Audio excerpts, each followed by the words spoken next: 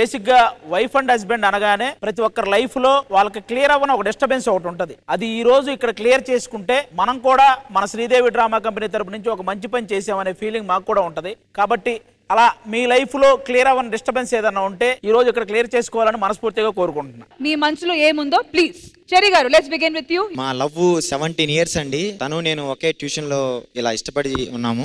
Main ఏంటంటే ఈ అమ్మాయి ధైర్యం లేకపోతే నేను ఇలా కొంచెం ఈ యూట్యూబ్ అవన్నీ చేసేవాడిని కాదు. తనకి ఏ మాత్రం సంబంధం లేని సబ్జెక్ట్ అండి. తను ఒక సాఫ్ట్వేర్, తను సాఫ్ట్వేర్ జోన్ లో ఉండేది. మనం అంతా రఫ్ క్యాండిడేట్ అనమాట. ఏదో రోడ్ల మీద తిరగతా అట్లా ఇట్లా. తర్వాత చాలా మంది అమ్మాయిని ట్రై చేశాను, వాళ్ళని తీసుకొచ్చి ఆర్టిస్ట్ లా పెట్టుకోవాలి. సో వాళ్ళందరినీ పెట్టుకోవడం కష్టంగా ఉంది. సో నువ్వే రావచ్చు కదా, నువ్వే అని అడిగిన తర్వాత ఇమీడియట్ గా ఒకసారి ఒక చిన్న వీడియో తీస్తే ఒక 3 minutes వీడియోని తను అలా అవలీలగా చేసేసింది. అప్పుడు నాకు అనిపించింది ఇంత అద్భుతాన్ని ఇంట్లో పెట్టుకుని ఊరంతా ఎత్తుకున్నానని. అండ్ స్టార్ట్ చేశానండి. 3 years లోనే నేను చాలా రీచ్ అయిపోయాను. ఎంత రీచ్ అంటే తను లేకపోతే నేను సాధించలేనంత రీచ్ అయిపోయాను అనమాట.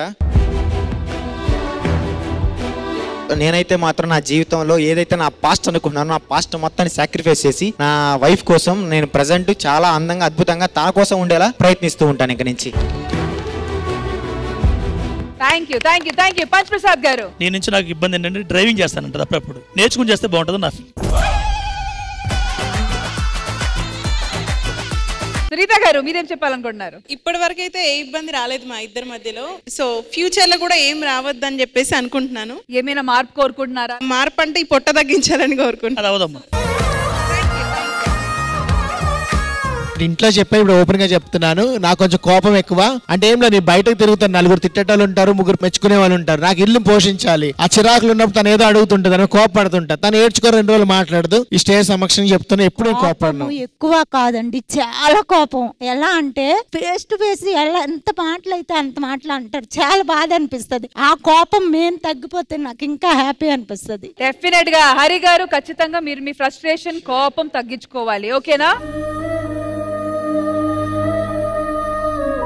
వినోద్, నా వైఫ్కి నేను సాక్రిఫైస్ చేయాలి అంటే కనుక వన్ ఆఫ్ మై బ్యాడ్ సిచ్యువేషన్స్లో నాకు హెల్త్ చాలా పీక్ స్టేజ్లో ఉండి నేను డెత్ బెడ్ మీద ఉన్న సిచ్యువేషన్స్లో అంటే ఇంట్లో వాళ్ళకి తెలియకుండా బ్లేడ్ తలగడ కింద పెట్టుకొని సూసైడ్ చేసుకుందాం అనుకుని ఫిక్స్ అయిపోయినాను.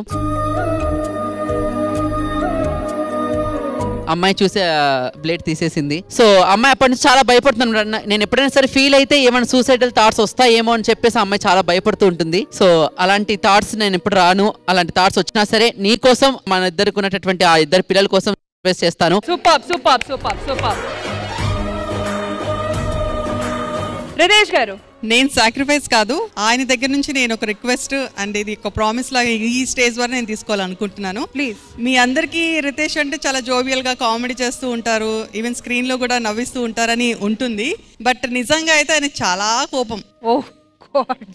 ప్రేమగా మాట్లాడడం అనేది చాలా తక్కువ. బట్ ఇప్పుడు ఆయన నాకు సారీ చెప్పాలి మీ అందరి సమక్షంలో. అండ్ ఈ కోపాన్ని కూడా తగ్గించుకోవాలి అండ్ మీ అందరికి ప్రామిస్ చేయాలి ఆయన. రితేష్ గారు ఖచ్చితంగా మీరు రెస్పాండ్ అవ్వాలి. డెఫినెట్లీ అలానే కాదు, యాక్చువల్లీ నేను చాలా జోయల్ గానే ఉంటాను. ప్రతి చోట అందరు నవ్వుతూ ఉండాలని అనుకుంటాను.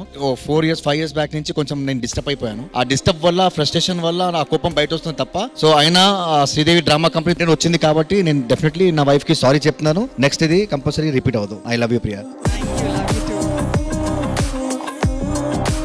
చూసారా, శ్రీదేవి డ్రామా కంపెనీ ద్వారా జోడీస్ మధ్యలో ఎంత ప్రేమగా చిన్నగా వాళ్ళ మనసులో ఉన్న మాటలని బయట పెట్టేసుకున్నారు. So once again thank you so much to all the జోడీస్.